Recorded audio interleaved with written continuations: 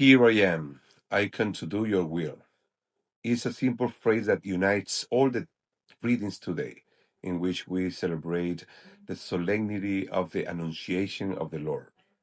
The Here I am, I come to do your will is the voice of Christ, but it's also the voice of Mary, his mother, and why not our own voices?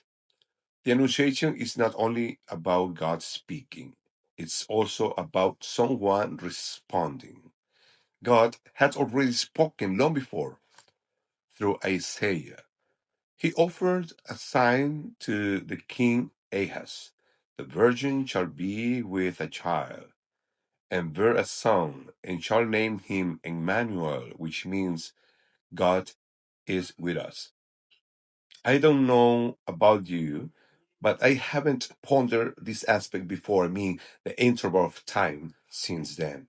This prophecy, which clearly refers to the Annunciation, was fulfilled after nothing more, nothing less than 730 years.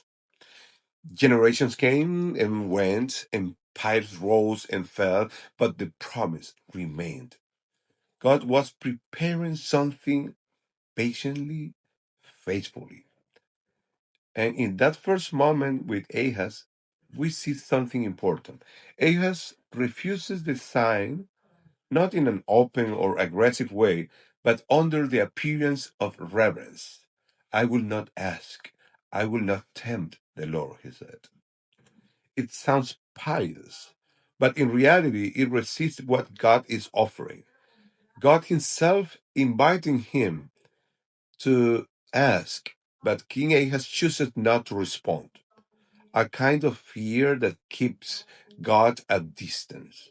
He preferred not step into something he cannot control. Sometimes we say the right words, we appear respectful, but we avoid surrender. Now, after those 7 long centuries, our Blessed Mother Mary appears. She also does not fully understand. She asks, how can this be? But she does not hold back. She does not keep her distance. She gives a real answer. May it be done to me according to your word. Some people ask, what would have happened if Mary had said no? And quickly they answer, God would have found another way, chosen someone else. That kind of thinking can suddenly lead us into the wrong direction because it shifts the focus away from what actually happened. And in the end, it becomes a slight way of not giving full credit to our Blessed Mother. The gospel is not inviting us to imagine alternative. It is showing us a real moment after 7 centuries of promise. Because God is sovereign, He chose Mary, and Mary freely said yes. Her response was not automatic, not replaceable, not insignificant. It was personal, free, decisive.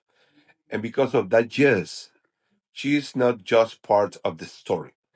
She is the mother of God. God did not save us in abstraction. He entered history through real human consent.